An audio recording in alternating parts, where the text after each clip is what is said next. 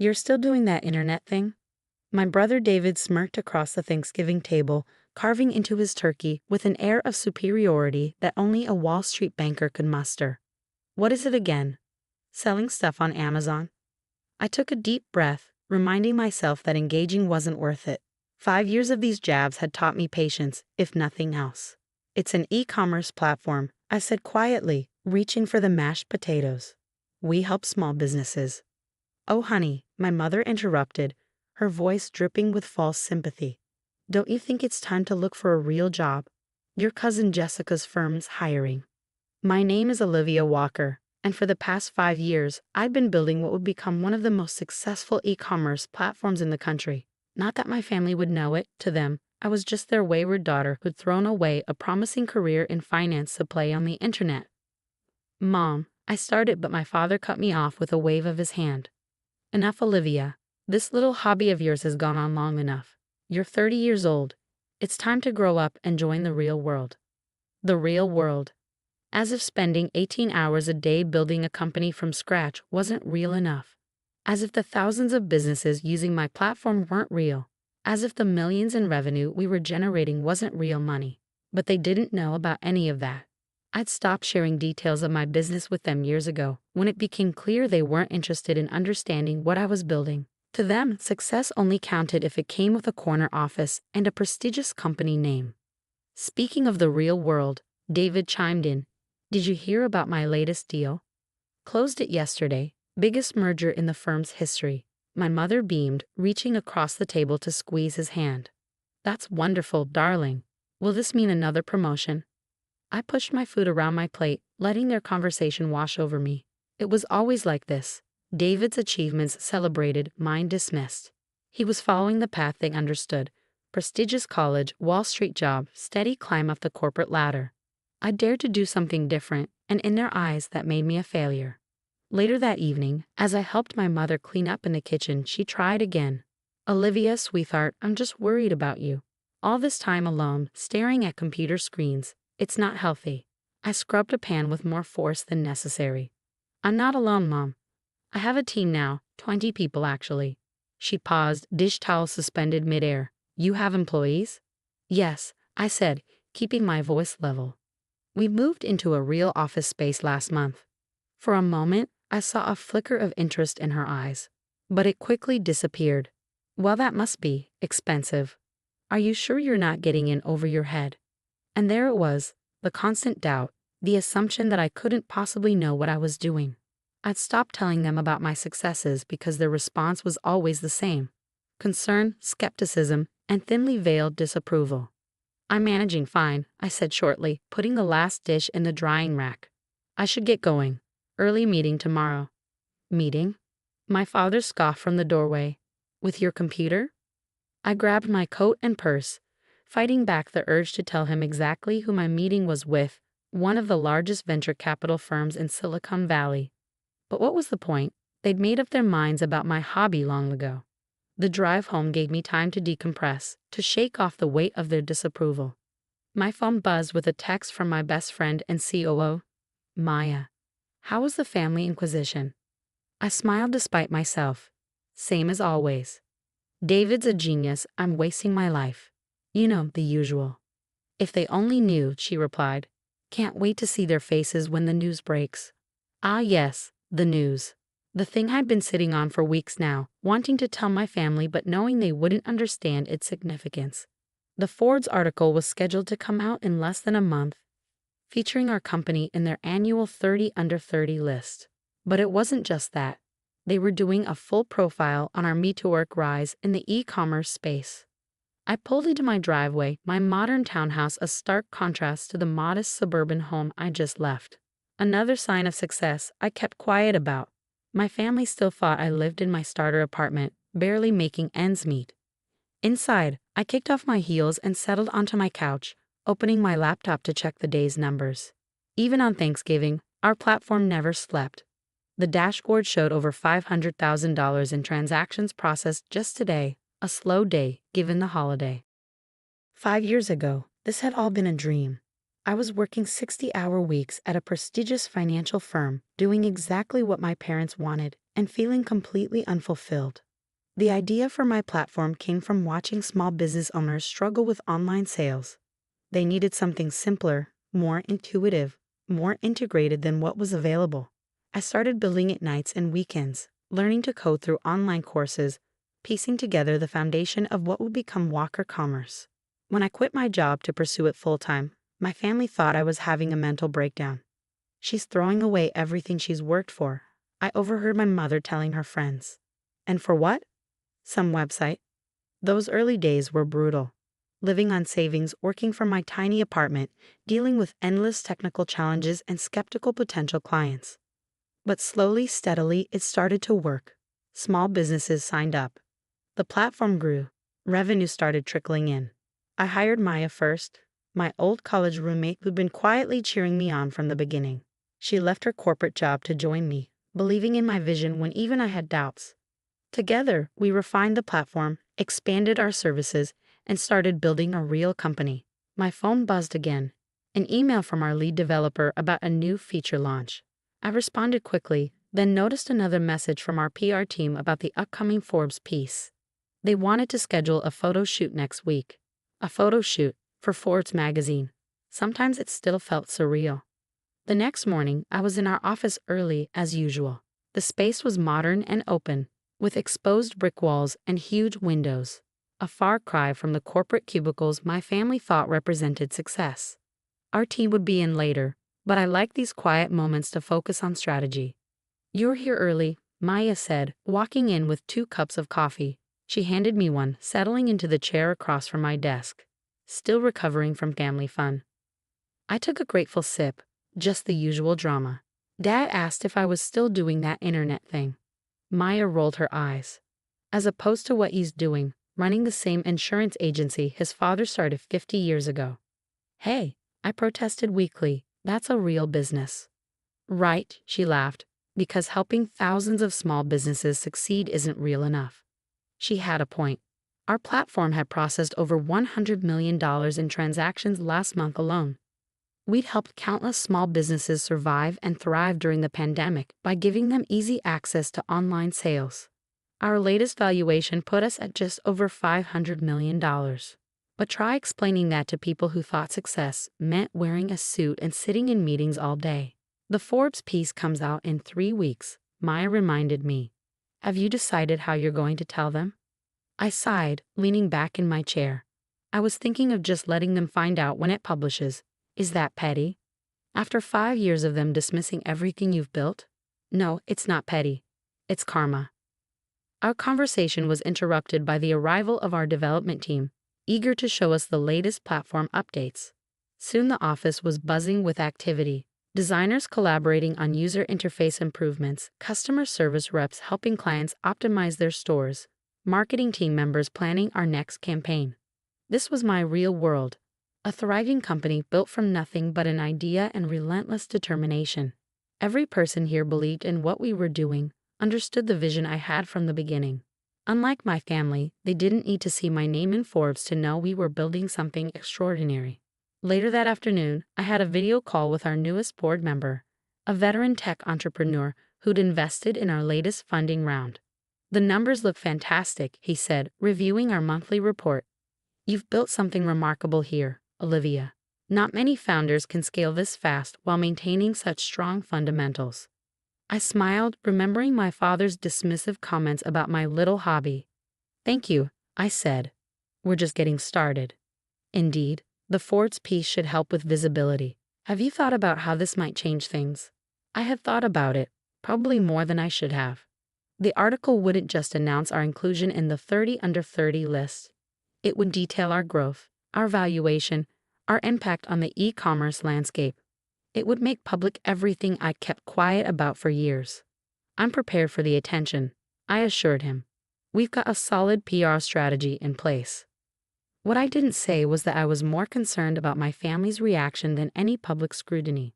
How would they handle learning that their failing daughter had built a $500 million company right under their noses? That evening, as I worked late in my office, my mother called. I almost let it go to voicemail, but guilt won out. "Hi, Mom." "Olivia, honey, I've been thinking about what we discussed yesterday, she began, her voice taking on that careful tone she used when she thought she was being helpful. Jessica's firm really would be perfect for you. They even offer great benefits. I pinched the bridge of my nose, staring at the multiple monitors on my desk displaying our platform's real-time analytics. Over 10,000 transactions have been processed just in the time since she'd started talking. Mom, I appreciate the thought, but I'm not looking for a job. My business is doing well. But is it stable? Do you have health insurance? A retirement plan? These are important things, Olivia. I thought about our comprehensive benefits package, the equity all our employees received, the 401 matching we'd implemented last year. But explaining any of that would just lead to more questions I wasn't ready to answer.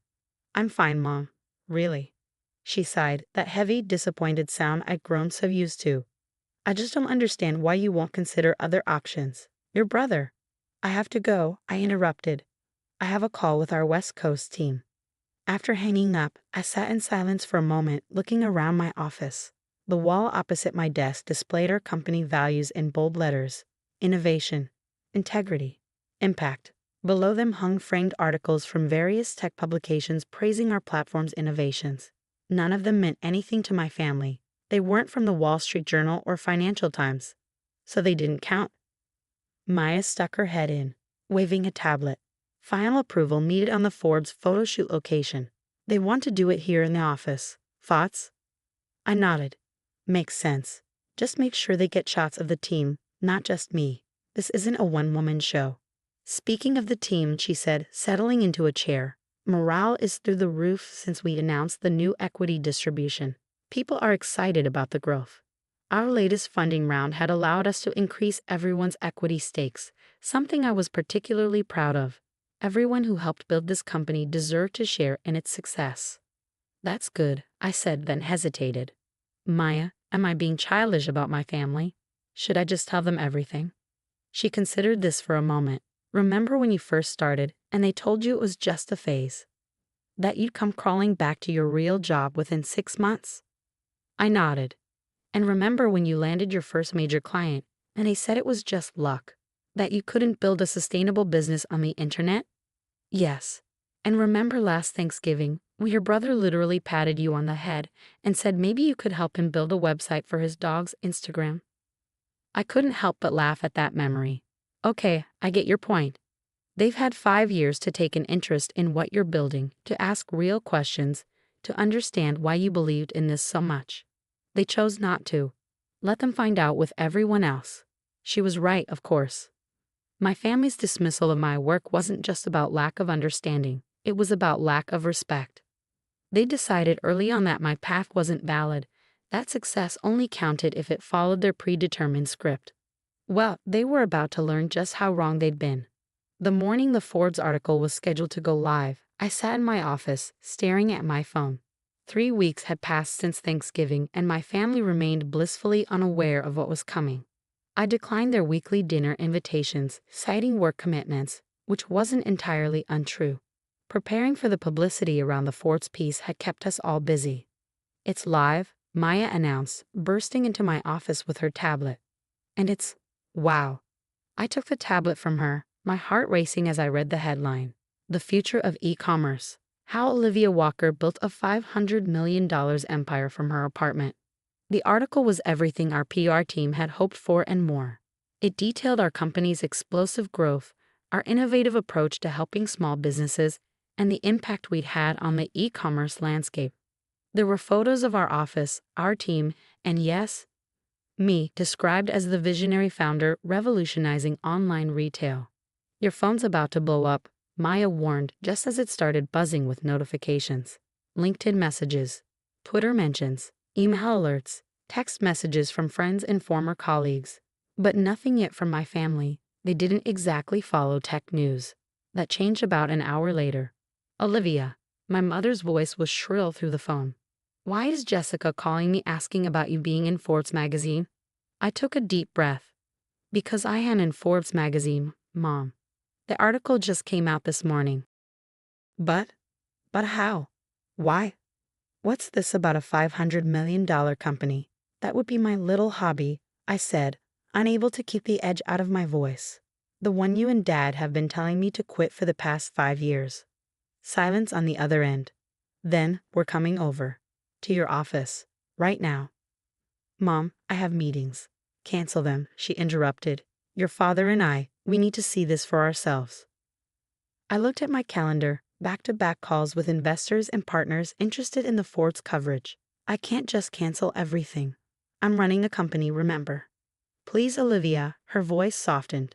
We need to understand. I sighed, signaling to Maya through the glass wall of my office. She nodded, already understanding what I needed. Fine. Come at 2. I'll have my assistant send you the address. Assistant, my mother squeaked, but I'd already hung up. Maya stuck her head in. Family drama incoming. They're coming here at 2. Can you? Already rescheduling your afternoon, she finished. Want me to warn the team? I nodded. Our employees knew bits and pieces about my family situation. It was hard to hide when we all worked so closely together. Just let them know we'll have visitors. The next few hours were a blur of calls and emails, responding to the wave of interest generated by the Ford's piece. Our PR team was fielding media requests, our sales team was swamped with inquiries, and our servers were handling record traffic from people checking out the platform. At exactly 2 p.m., the elevator doors opened and my parents stepped into our office. Their expressions as they took in the space, the modern decor, the bustling workforce, the wall of press mentions, were almost comical. Ms. Walker, our receptionist called out, your parents are here. Heads turned throughout that office. I could feel my team watching, curious about the family they'd heard so much about. I stepped out of my office to greet them. Mom, Dad, welcome to Walker Commerce. My mother was clutching her purse like a lifeline, her eyes darting around the space. My father stood rigid, his face unreadable. This is all yours, he asked. Yes, I said simply. Would you like a tour? I led them through the office, explaining each department's function, introducing key team members. Maya joined us partway through, adding context about our growth and achievements. So when you said you had employees, my mother trailed off, watching our development team collaborate on a new feature. We have 78 full-time employees now, I supplied, plus contractors and part-time staff. 78? My father's voice cracked slightly. We ended up in my office, where I gestured for them to sit. The Ford's article was still open on one of my monitors, and my father's eyes locked onto it. $500 million, he said quietly. Your company is worth $500 million. As of our last valuation round, yes. I sat behind my desk, feeling strangely calm. That was 2 months ago. Given the Ford's coverage, it's probably higher now. My mother was shaking her head slowly. But? How? When? Why did you tell us? When would you have listened? I asked. When I started the company, you told me I was throwing my life away. When I landed my first major clients, you told me it was just luck. When I hired my first employees, you worried I was getting in over my head. We were concerned, my father defended. The internet, it's not stable. We wanted you to have a real career. This is a real career, Dad. Look around you. This is as real as it gets. Just then, Maya knocked and entered with a tablet. Sorry to interrupt, but you need to see this. CNBC wants to do a live interview tomorrow morning. I glanced at the email she was showing me. Book it and get PR to prep a briefing. My parents watched this exchange with wide eyes, seemingly struggling to reconcile this version of me, the CEO, the decision maker, with their image of their failing daughter. All this time, my mother said softly, when we thought you were struggling, you were building this. Yes, Mom. All those family dinners where you pushed job listings at me. I was already employing dozens of people. All those times you worried about my stability. I was raising millions in venture capital. All those moments you compared me to David. I was building something bigger than his entire firm.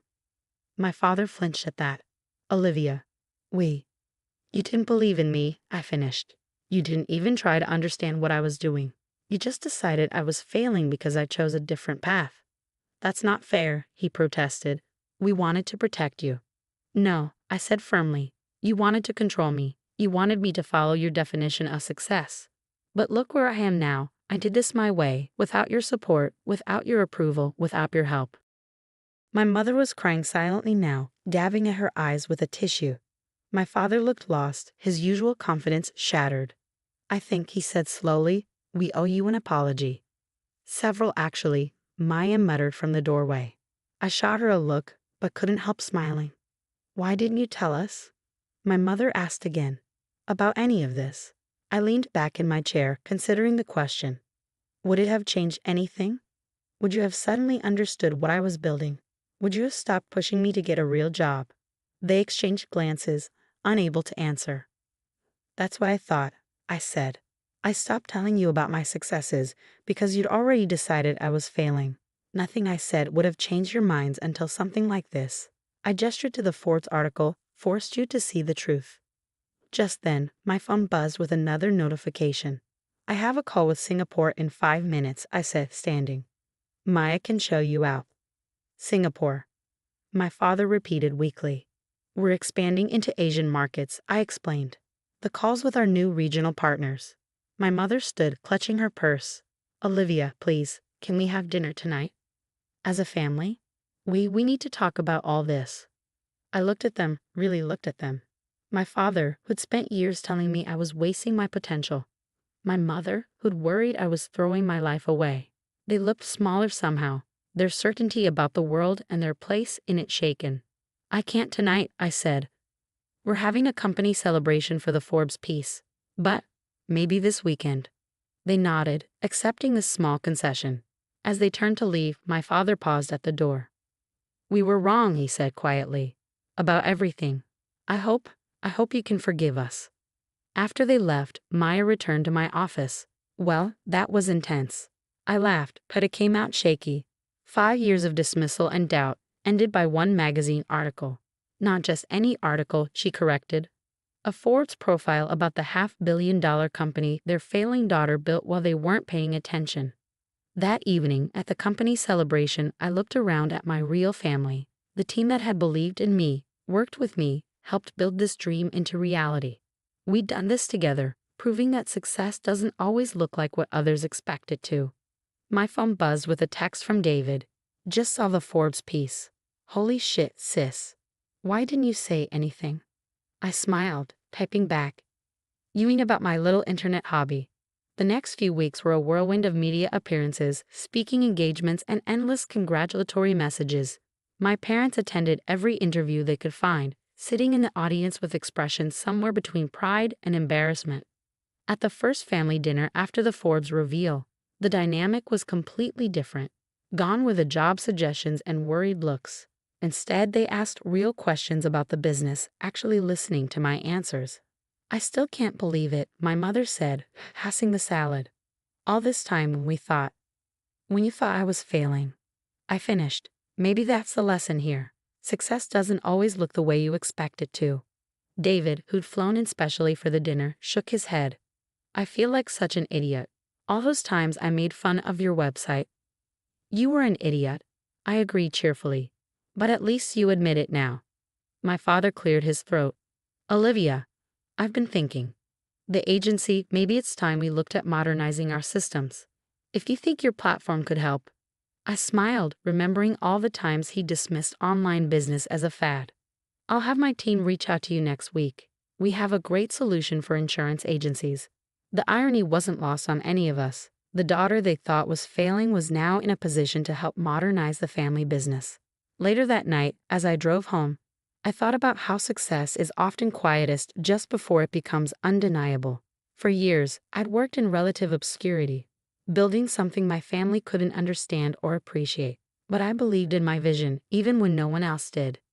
My phone buzzed with a message from Maya. CNBC tomorrow morning. Ready to shock more people who underestimated you? I smiled, thinking about all the other dreamers out there, facing their own doubting families, their own uphill battles. Maybe my story would help them hold onto their vision, even when everyone else called it a hobby. Because sometimes the biggest success stories start with someone saying, "You'll never make it," and one person deciding to prove them wrong.